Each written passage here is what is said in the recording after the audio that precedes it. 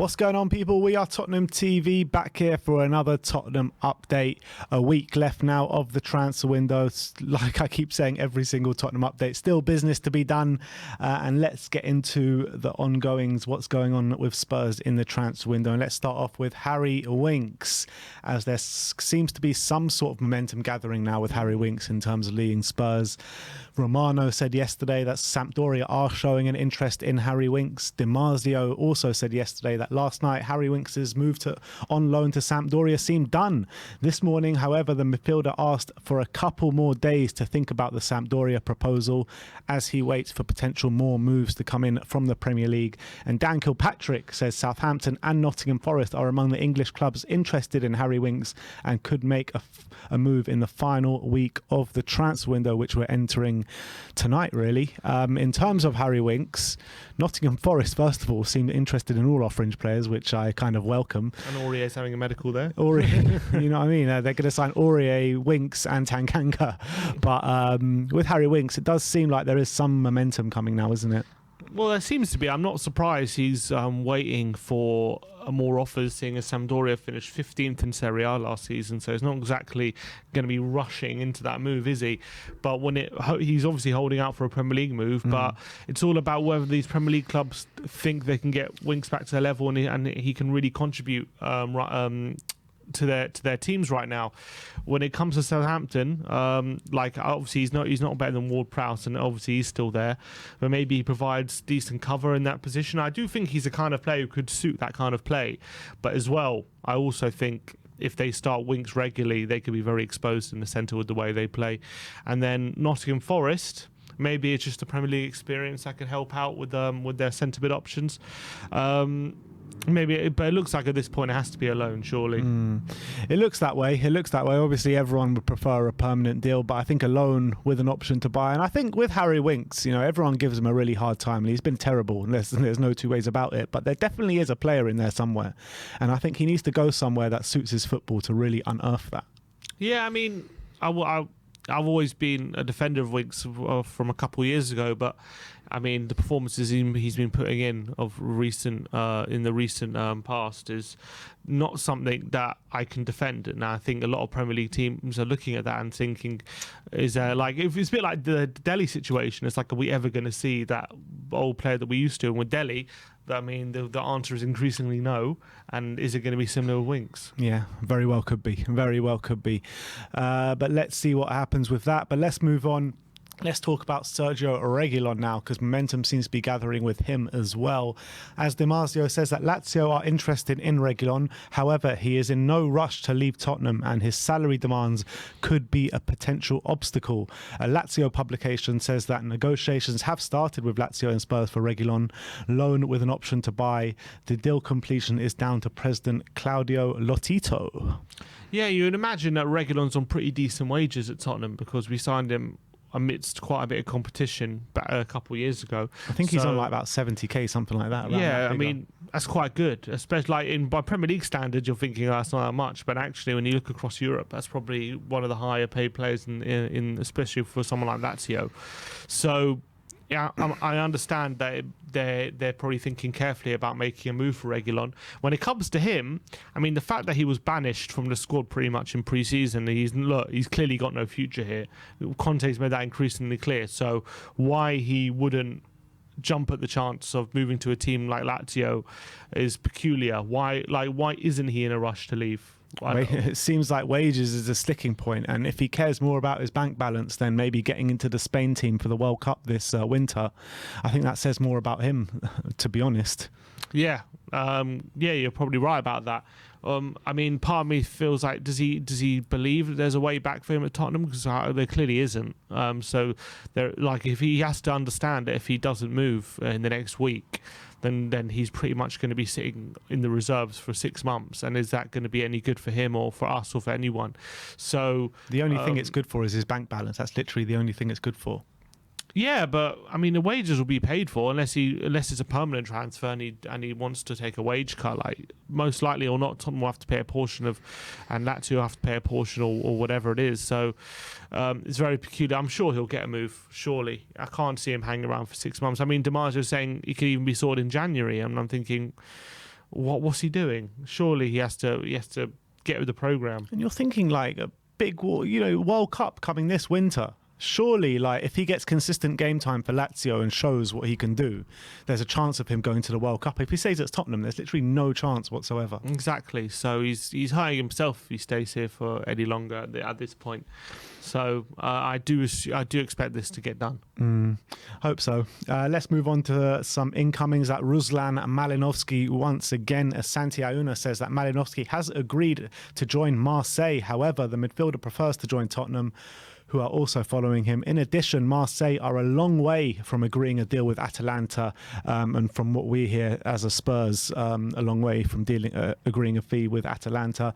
Foot Mercato says that Malinovsky wants to join Tottenham this summer. The player is prioritising a move to Spurs over all other potential transfers. So I guess if we want this deal to be done, we just need to stump up the cash, I guess. Like with most deals, but it's probably a Levy Spesh. He's looking at a 29-year-old with 1 year left of his contract, and he's probably playing a game of poker with the Atalanta chairman, saying, "Look, we're only going to spend 10 million on him. Either you take it or you have to leave him on the free." Maybe I wouldn't be surprised if this whole Marseille thing is to drum up interest to get Spurs to up their bid. I wouldn't be surprised if that's the case as well, because we know how agents like to leak things. Because it's very odd. He's agreed to join Marseille, but he wants to join Tottenham. So why would he agree to join Marseille? It's very strange. But look, I'm hoping this can get done. I'm a big fan of his quality, and I think he's kind of perfect for what we need. So let's hope that it can get sorted. Yeah, absolutely. 20 million euros in this day and age really isn't a lot. So. It's not. But when he can save a few pennies, he'll always save a few pennies. That's Levy for you. All right, let's move on and let's talk about Harry Kane now. As Ali Gold says yesterday, those around Harry Kane are suggesting that he would be willing to talk about a new deal, as he is very happy at Tottenham now under Antonio Conte. I mean, we've heard these kind of reports a lot since Conte has come in, pretty much. When do you think a deal can be struck for a new deal? Is it going to be closer to the end of the season? Do you reckon maybe somewhere in the mid-season? Where do you think is most likely for this to happen? Yeah, I wouldn't be surprised if he waits a bit just to see how it all plays out. Obviously, he's very happy right now. I think that's clear. I think he loves working under Antonio. I think he's happy at Tottenham being at somewhere where he's adored. But he's also very wary. He probably is very wary that, he had a good thing going before and it didn't last. Maybe he had a great relationship with Mourinho, and that was over after 18 months. He had a great relationship with Pochettino and didn't end up winning anything. So if I was Kane, and also you got to remember when he signed the big long-term contract last time, and then he ended up wanting to leave, and signing that contract in a way hurt him because it gave him less bargaining power. So does he want to do that again? Does he want to make sure there's a release clause in there in case he does want to move? There's all these different things to consider. I think, unfortunately, because of what happened last time, I think he's going to be more careful before signing one, because he's want to make sure that the long-term future of the club is definitely going in the right direction before he does anything. But right now, I wouldn't be surprised if Conte does also sign a contract and he gets swept up in it, then he'd also be tempted to do it, because I think Spurs are headed in the right direction under Conte. But there's just a few question marks with Conte. Is he ever at a club long term and all these things? If Conte does end up leaving after a year or 2 years, where does that leave Kane? So it's a difficult one for him. He's going to put in a Conte clause in his contract. If Conte leaves, he can leave. Yeah, maybe he should. I don't know. But like, if I was Kane, I would understand that if he is a bit hesitant to sign it, even though he's under a good thing. But I also understand that he'd also look at the club and think, why shouldn't I sign right now, because we're in a good way? But it's just all about how much long term is there in this project. That's the only question mark. How long is his contract? 2024, isn't it? 2 years left. 2024. So, I mean, maybe he just signed something like a 1 year extension or a 2 year extension or something like that to give himself a bit of breathing space. But who knows? We'll have to see, when anything comes out. But I do think, as everyone else thinks, that it's clearly tied down to Conte. And if Conte was to up and leave, I think Kane would probably want to be the first out the door after him. Well, it depends. I wouldn't necessarily say that, but I would say if it all ends badly, and because Conte's upset with anything that the club have done, then that's the only way I see him leaving. Conte. No, Conte. Well, it's not always that simple, I guess, with Conte. You never know about him. Maybe sometimes, look, the squad could be for example, look at Inter Milan. Like, he left them, but they're still challenging for titles and stuff.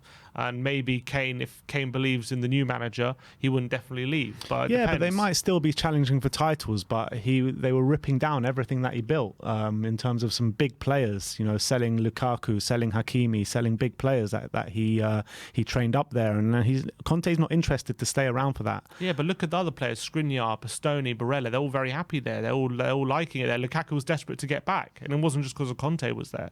So I'm just saying that, like, look, the likelihood is, if Conte was to leave in the near future, look, if you look at looking managers around, who's really going to replace him that can really reinvigorate Kane? But I'm saying it's not impossible that we could bring in a manager that could keep his sporting hunger there, if you know what I mean. Yeah, I mean, I'm thinking, like, who can you bring in after an Antonio Conte, after a Jose Mourinho, after a Pochettino, that can make him think that we're staying on the right track? I mean, I can't even think of any managers' names, to be honest. There are managers. Who would you say that could keep us on the same track as Antonio Conte is doing? I don't know, Diego Simeone, someone like that. Graham Potter, I think, is a very good manager. If he was our next manager, like, I don't know, but I'm just saying, it's not just. I understand right now his future is closely tied to Conte, and rightly so. I'm just saying, if he was to leave, but the club was still in a good situation, I wouldn't say it's impossible that he stays. All right. Let's move on. Let's talk about Cuti Romero and his fitness. Gaston Edel, who's an Argentinian journalist, says that Romero has already made himself available for the Nottingham Forest game. He feels ready and wants to play against Forest this Sunday. So music to all our ears as Cuti Romero hopefully is back for the weekend. Yeah, we heard, didn't we, from our source that Romero is only likely to miss one game, and so hopefully this corresponds to that, and it looks like it's going to be true. And Sanchez did play fairly well against Wolves, which is good, but we need definitely the quicker Romero's back, the better, and that's good news for us. And the rumours of him being out for a month look like they may be premature, but it was interesting because Ali Gold, in his subsequent article, was standing by it, and he said, Football understands, he said Football London understands that Romero was told that his injury will take 3 to 4 weeks to recover from, and even though Romero wants to speak back quicker, that's what he was told. So I'm wondering whether he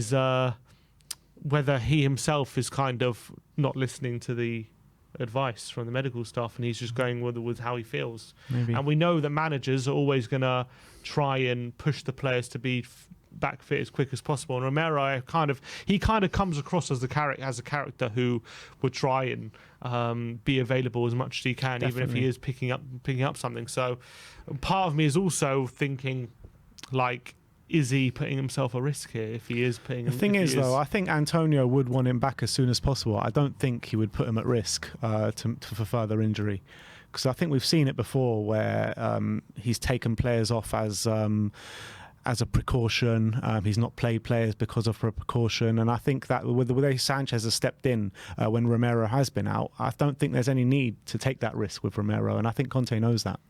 Yeah, I hope so. I mean, I wouldn't be surprised if Conte just goes with whatever. If Romero says he's fit, and Conte will be like, all right, you're fit.